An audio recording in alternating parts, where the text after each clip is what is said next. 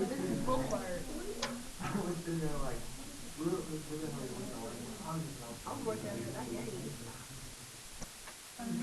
it. Okay, now, we are doing percent composition. Remember that percentages always have to add up to be what? 100. 100. So if I have 75% Na and I have 25% of oxygen, and I have, then what do I have? What's the percent of hydrogen that would be in this? Sorry, this should have been 50%.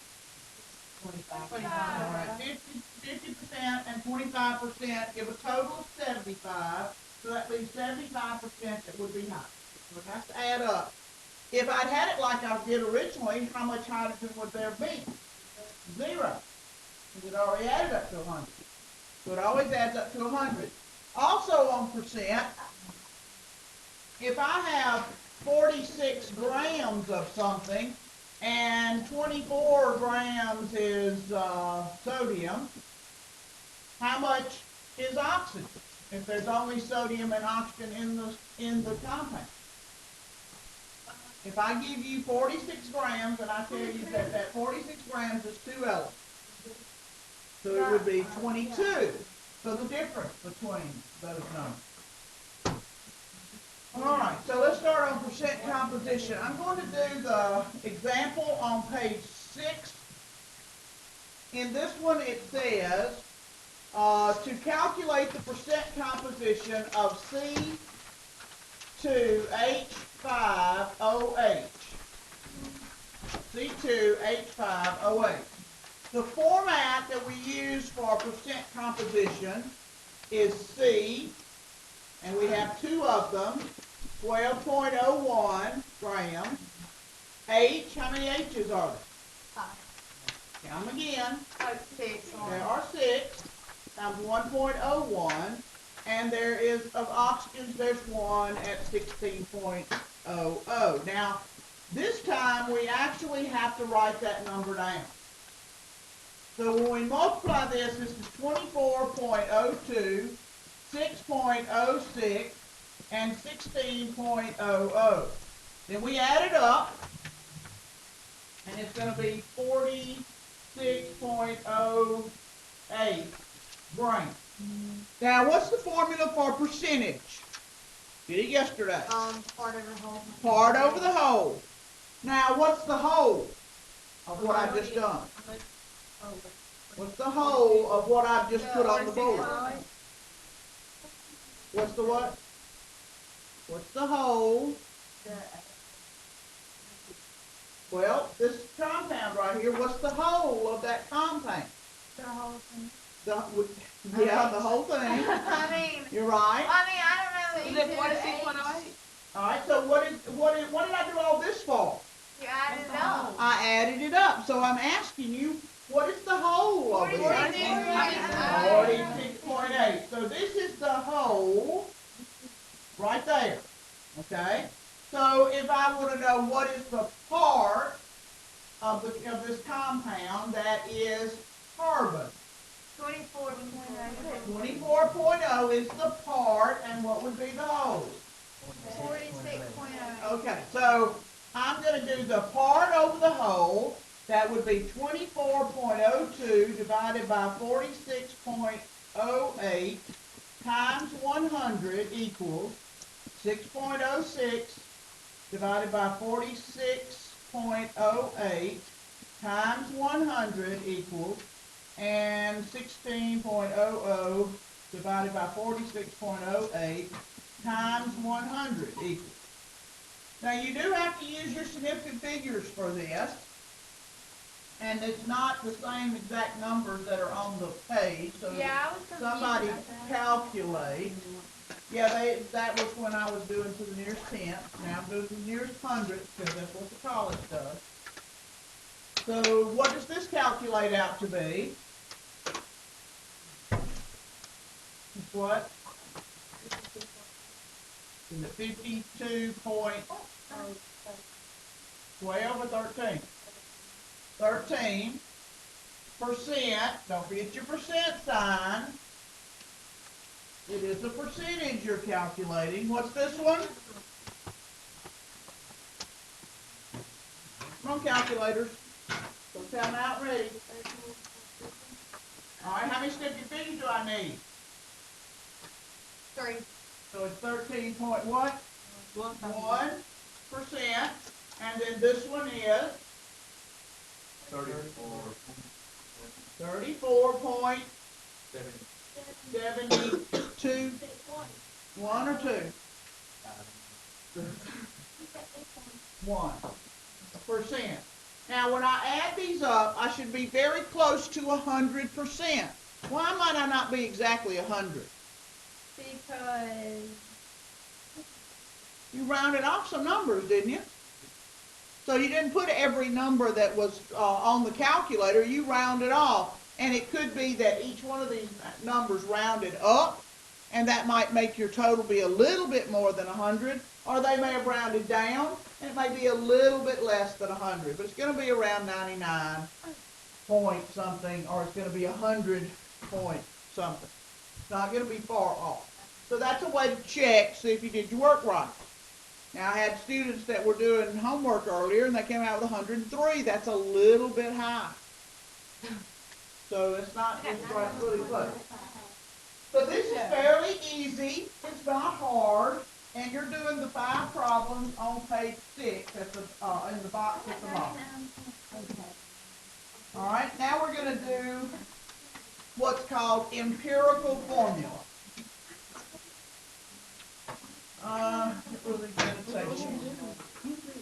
Empirical formula, I have these steps.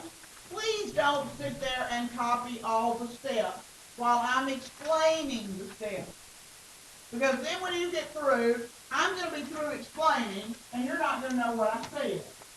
Then you're going to have to ask me or ask somebody else. So stay with me. I'm going to talk about each one of these numbers as I go and demonstrate what to do.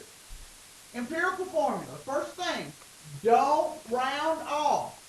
You cannot have too many numbers, but you can have too few. So don't round off to the sig figs on this. Because if you round off too much, you end up messing up your answer and not getting the right answer. All right, so the first thing we're going to do is we're going to look at the sample problem on page, where is it? It's on page 7. We're looking at the sample problem at the middle of page 7. Determine the empirical formula of a compound that is composed of 36.5% Na, 25.4% S, and 38.1% oxygen. Now, when you have a percentage, remember that that's based on 100. Suppose I had 100 grams of this stuff. If I had 100 grams of this stuff, how many grams of sodium would be in it? 36.5. So because of that, we can just go ahead and change this percent sign in our mind or on our piece of paper to grams. It is a percentage, so I can say if I had 100 kilograms of this stuff, how many kilograms of sodium would be in it? 36.5 kilograms. If I had 100 boxcars full of this stuff, how many boxcars of sodium would I have? 36.5. Because it's based on 100, I can think about it in any unit I want to, but most of the time percentages are by mass, especially in this unit. Percent by mass. So we change it to grams because that's what we use. Now the first step says find the number of moles. Can you change grams to moles? Yeah. I hope so. Yep. We've been doing this for a while, haven't we? Grams to mole. So 36.5 grams of sodium and 22.9 what? 22.99 grams sodium, 1 mole sodium. All right? We know how to do that, so I'm not going to spend a lot of time on it because we've had 2 tests on it already. You should know basically what I'm doing here. If you don't, then you'll have to ask. All right, so I do that math, which y'all will be doing that for me. Then I'm going to take 25.4 grams sulfur, and I'm going to say 32.07 grams sulfur, 1 mole sulfur.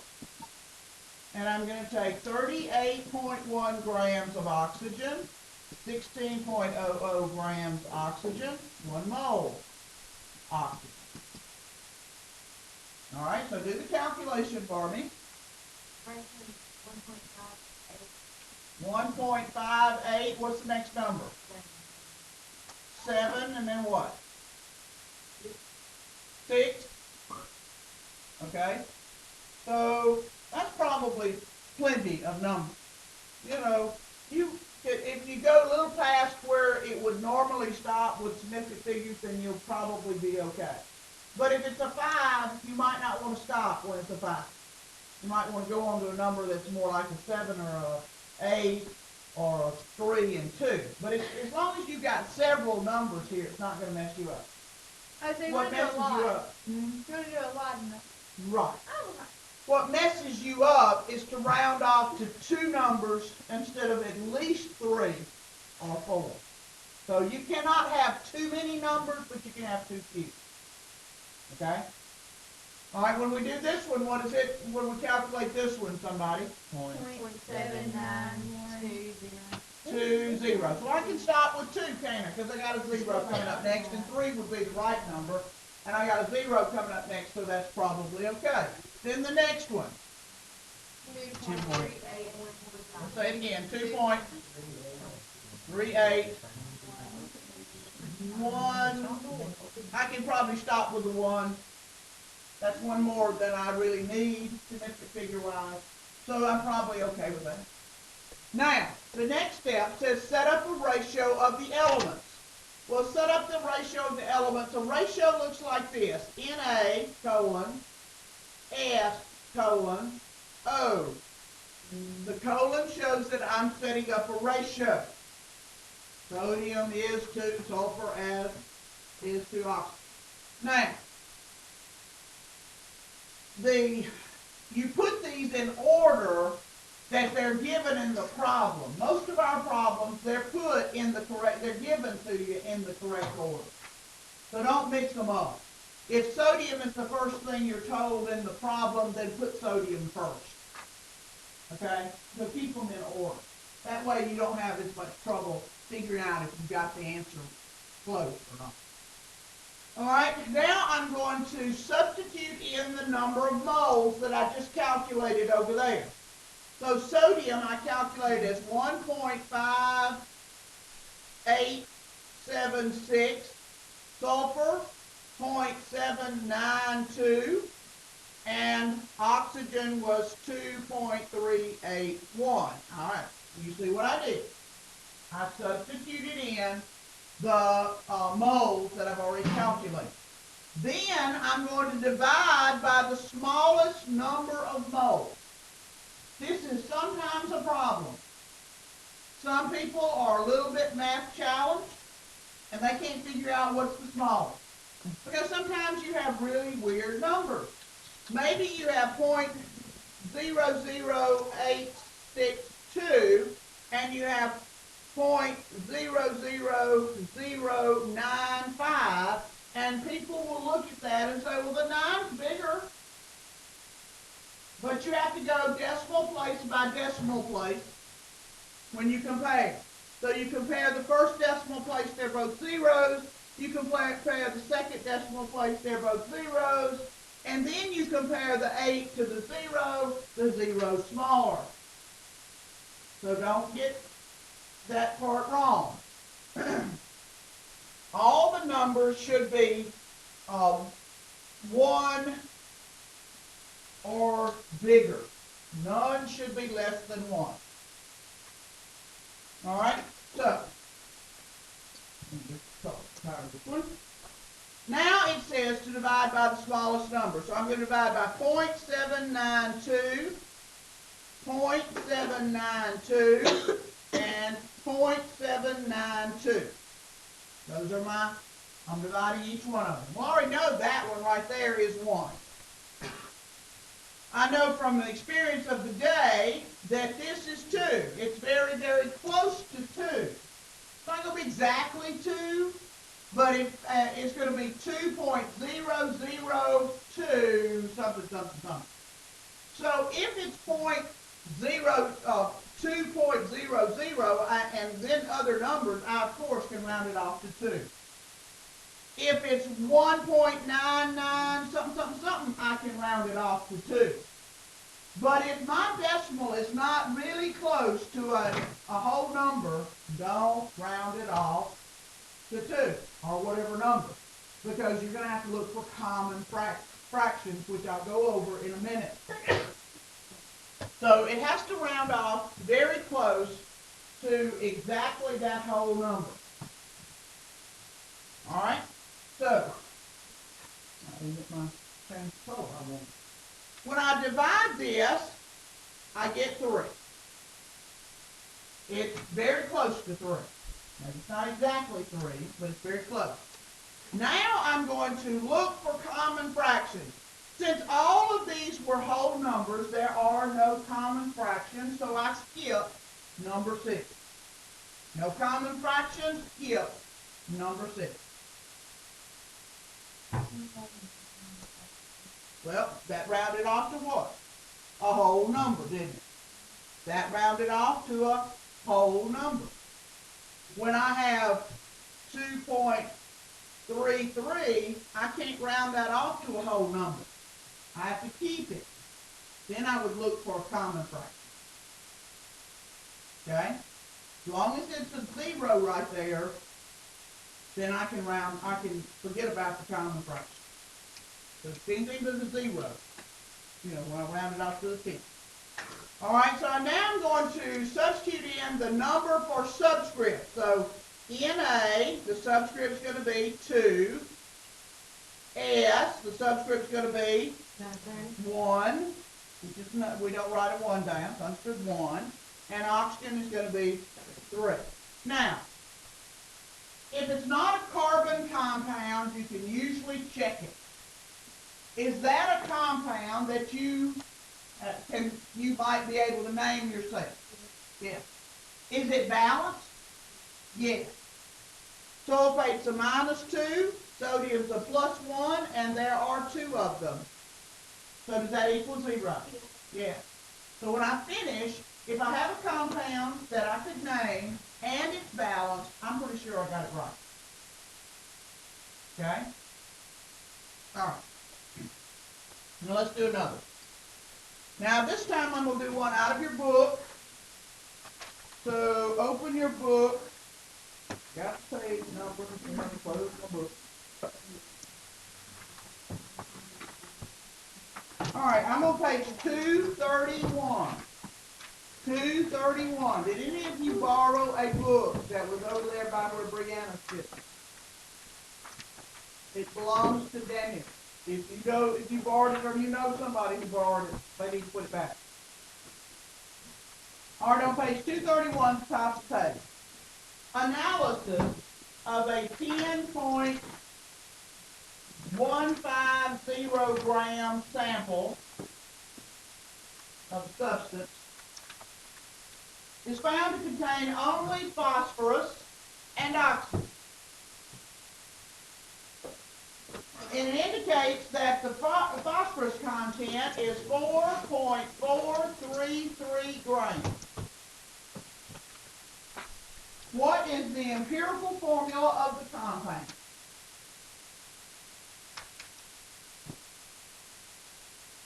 Is there any way to get any more information than what I have?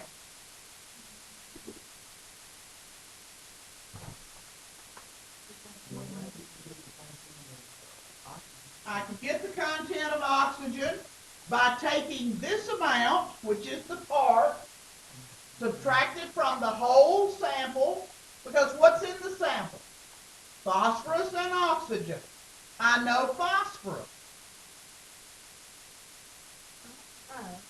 so I need to subtract to get oxygen. So minus 4.433, somebody with a calculator.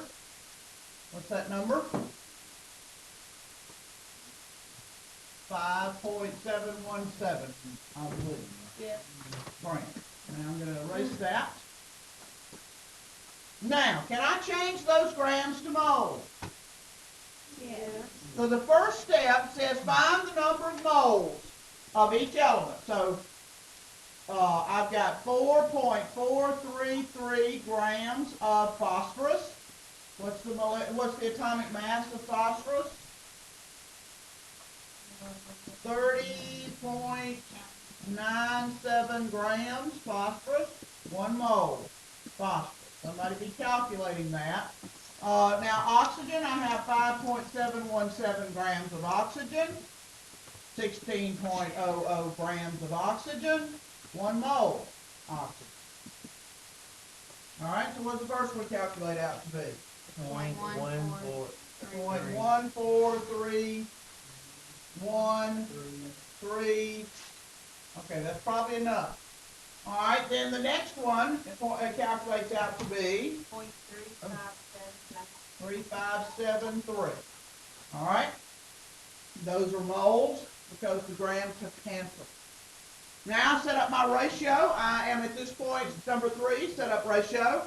So P is to oxygen, and I put my numbers 1.14313 to 0.3573, divide by the smallest, and I'm just going to draw one big line, and I'm going to divide by the smallest, 0.14313.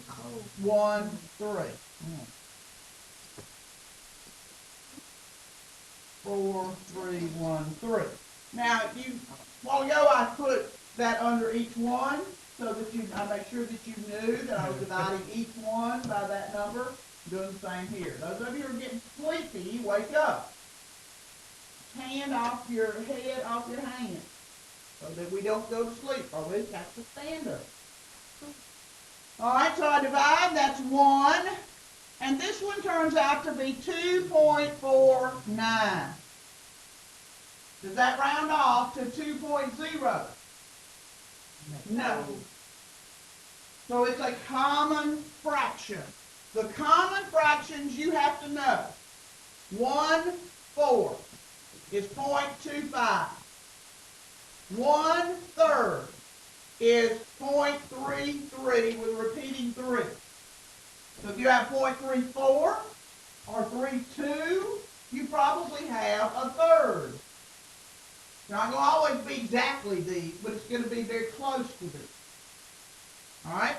And 1/2 is 0.5. These are the most common that you will find. Yes, when I get there. The others are 2/3 is 0.67 or 0.666 forever.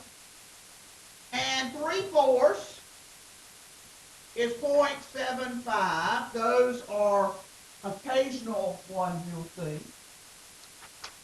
And then the rare ones, rarely do you see these in high school, is 1/8 is 0.125 and 1/9 is 0.11. So these are rare. These are common. Okay? So be aware, if it doesn't round off to a 0, then you got to look for a common fraction. So the common fraction for this problem is 1 and 2 and 1/2. So I'm still on number 6 up here. Look for common fractions. I found one. Multiply by the denominator. What is the denominator? Top or bottom? Bottom. The bottom number. Whatever I do to one of these, I have to do to both. So I'm going to multiply times 2.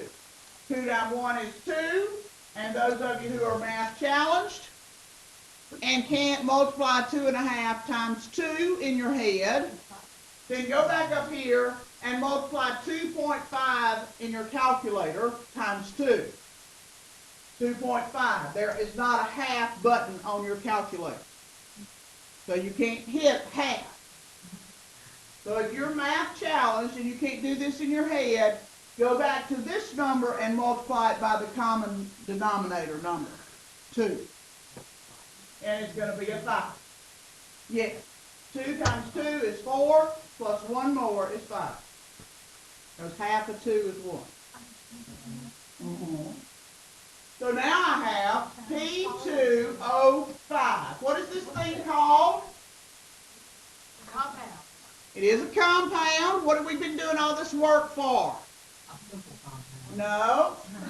To figure out The empirical formula. So what have I found out with all this calculations? The empirical formula. Can I ask a question? Yes. Okay, I don't understand the fraction thing. I don't get where you got the 2 and 1.